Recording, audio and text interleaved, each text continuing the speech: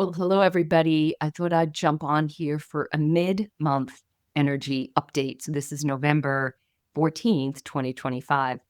This week, we've had some massive X-class flares creating huge geomagnetic storms, and so many of us around have seen the auroras. I'm also going to talk about a little bit about the planetary alignments in Mercury retrograde, which we just found ourselves in this week. We're going to talk a little bit about Three Eye Atlas, of course, who is kind of the main player on this stage of life at this moment. And I'm going to share a little bit about a dream that I had, which totally wraps everything up, I think, into a cohesive message. So thanks for joining. And hi, my name is Maureen Calamia. I explore cosmic and earthly energies to support your spiritual journey in these transformational times. I also do consultations for feng shui and nature and earth consciousness, as well as dowsing.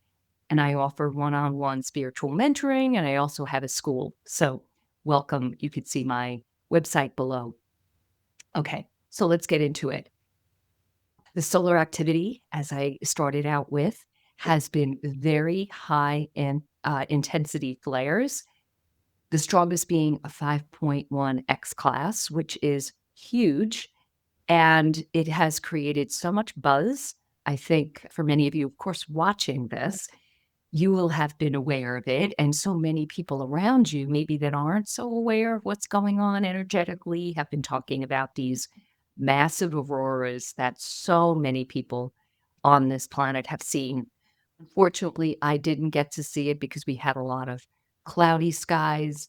And I went to bed thinking that's it for the night. And that happened to be the biggest night. I think it was Tuesday, and there were sightings here on Long Island in New York. So I missed it.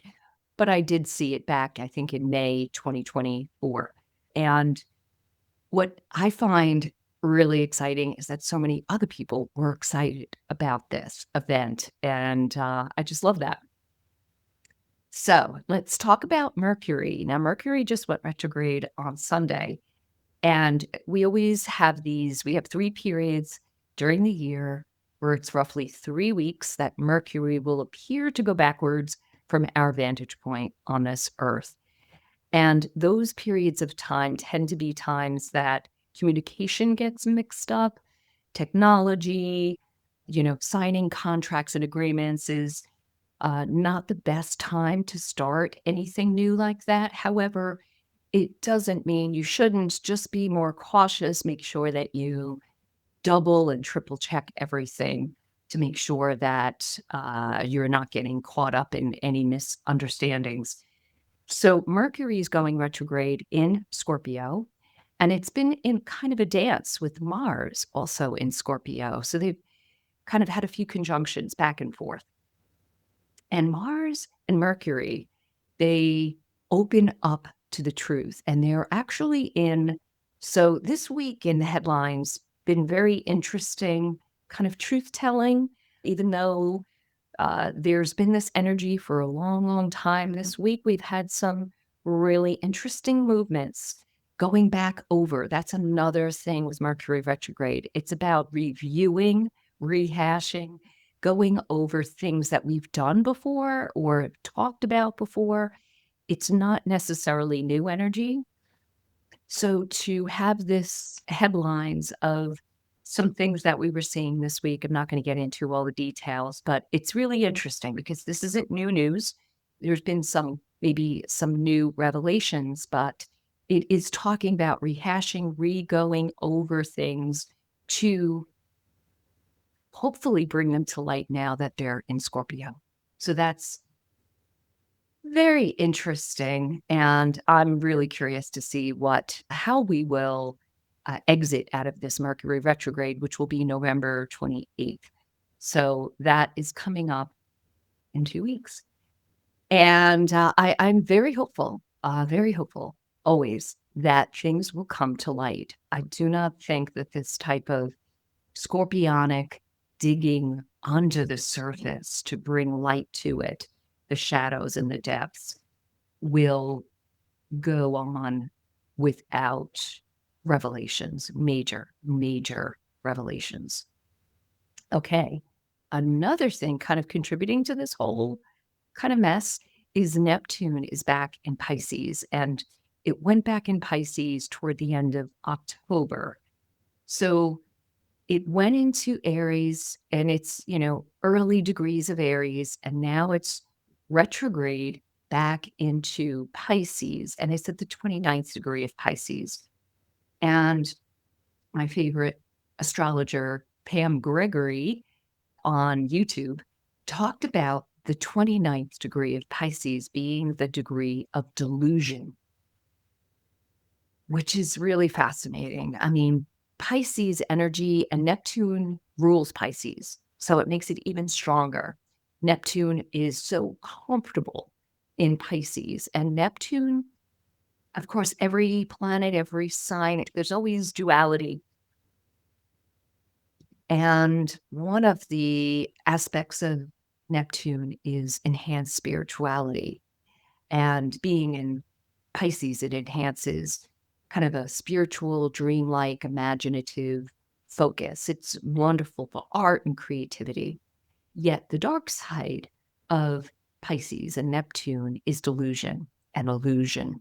And well, I think many of us have felt like this veil has been over us. The period of time Neptune is in a sign is about 14 years. So there's been this real veil of illusion. When Neptune finally steps into Aries for the long haul, for the 14 roughly years, that is the end of January. And then shortly after that, in February, Saturn and Neptune will finally be exactly conjunct in Aries. And this is resetting our future, resetting the evolution of humanity, resetting the norms, and, really totally new beginnings. And so that is adding to all this kind of Mercury and Mars conjunction. But this is a major outer planet that actually has tremendous impact on us. So let's talk about 3-eye Atlas. It is the hot topic of this year, right? In the second half of this year, it was discovered, and many people I know were, for several months, I only discovered or heard about it maybe in August, early August. So many people I bring it up to would be like, what? Now, pretty much everyone has heard of it. A lot of people don't give it much thought. But for those of us mystics, this is just a very, very important guest into our solar system. It is ancient. We don't know how old it is, but it is millions and maybe billions of years old, bringing this energy into our inner solar system that we've never had before. And it's just passing through. So when it leaves us sometime in 2026, it'll never be back. But as I talked about in my last video, the November energy update, the discussion around Atlas has been all like, what is it made of? Where is it from? It has a lot of anomalies. So people have been wondering, is this natural or is this created? And I don't have answers for that. None of us really do. I think it's a lot of speculation out there. But what I do understand, like everything in this universe, there is consciousness in it. And these fascinating anomalies are adding to kind of our curiosity to explore and discover, which I love that. Now, another kind of anomaly and curiosity is there are several other comets that were identified in our solar system that accompanied Atlas. I mean, it literally wasn't following Atlas, but we had Atlas and then we had Lemon and, oh my gosh, I forget, Swan, and all these other comets that were just kind of discovered at the same time we were really seriously looking into what 3-eye Atlas was and exploring that. So and called them the cosmic cavalry, kind of ushering Three-Eye Atlas into us. I just love that visual. But I think the most curious thing about it is that it is along so close to our ecliptic plane that our whole solar system is on. So there's this kind of, it's a disk. We're kind of like on an album, right? It's a disk. It's a narrow band of of the field of all the planets, the Kuiper belts, the Oort belts, and all the dwarf planets and centaurs, and all of them are along this ecliptic plane. And comets usually come through in any direction. But Three-Eye Atlas, imagine this is an album. Three-Eye Atlas is coming in so close. It's 5 degrees off, which is the most incredible anomaly, experience here in our solar system. So that alone makes me and many others out there, many other mystics out there, tune into it. And this is a high realm of consciousness, a benevolent consciousness or being that is coming at the absolute perfect time, absolutely perfectly timed with what is going on in our solar system, the planetary alignments, the solar maximum, the solar flares, the light coming onto our planet through the auroras. Three-Eye Atlas is also this message of bright white light.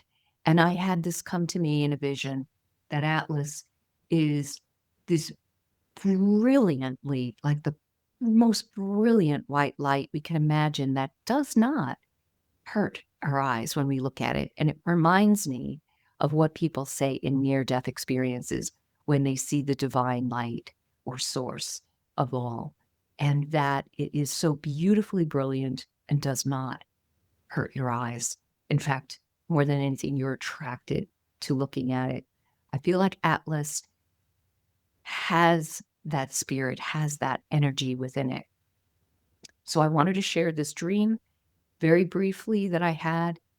And I always look at my dreams from a personal level, always. But sometimes there's things within the dreams that I think, maybe this is more of a collective dream. And if you watched my October energy update, I shared about a dream that I was told that matter, there's no more matter in the universe. There's only antimatter, and their places are kind of like shifting. I also explore that in my November energy update, and on live camera, I realized that the matter and antimatter is really Saturn and Neptune. And that revelation was just so perfect because Saturn is all about kind of concrete reality, the 3D world. And Neptune, as I said before, is kind of this like dreamy, illusory, illusion, potentially delusion, but spiritual realm, right? That is really the antimatter. It's the opposite of Saturn. And these two planets coming together are hugely significant for our evolution. And I know I'll be talking about this going forward a lot, especially through February when they finally have their conjunction.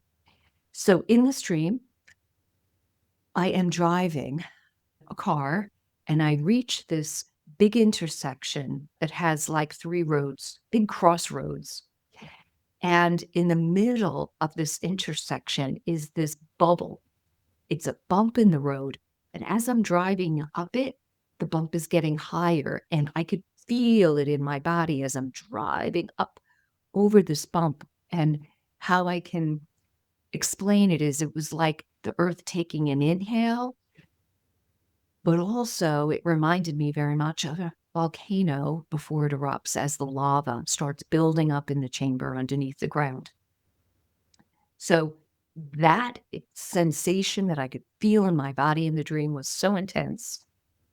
Then in the later part of the dream, there's a fugitive that we're after, who has a gun, and two hot air balloons go to chase the fugitive.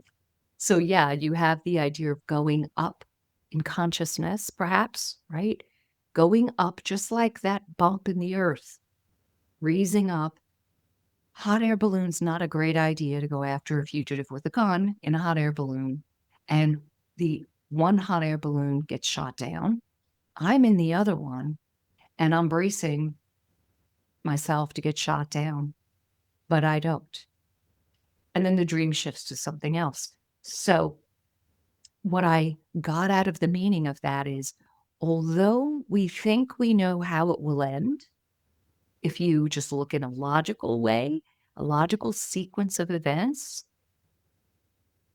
we don't. We don't know how it's going to end. And of course, nothing's ending. Well, lots of things are ending, but we're going to have something new on the other side.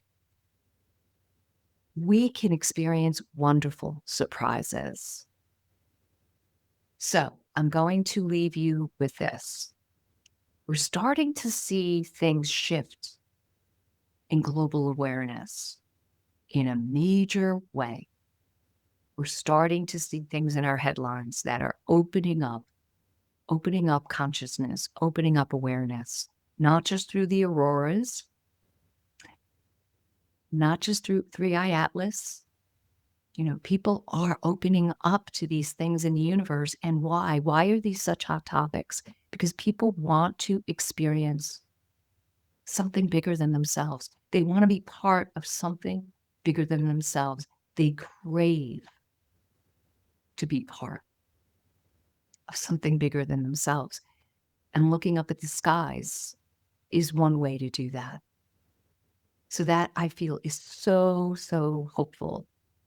But we're also starting to see shifts in what's going on in the news, right? What we think is impossible is actually now probable. And I firmly believe Atlas is here to teach us to remain open and curious and to feel these shifts to a higher consciousness. Just welcome them in. So I would love to hear what this brought up for you. Please share below, and I look forward to chatting with you again in another week or so. Take the greatest care. Bye-bye.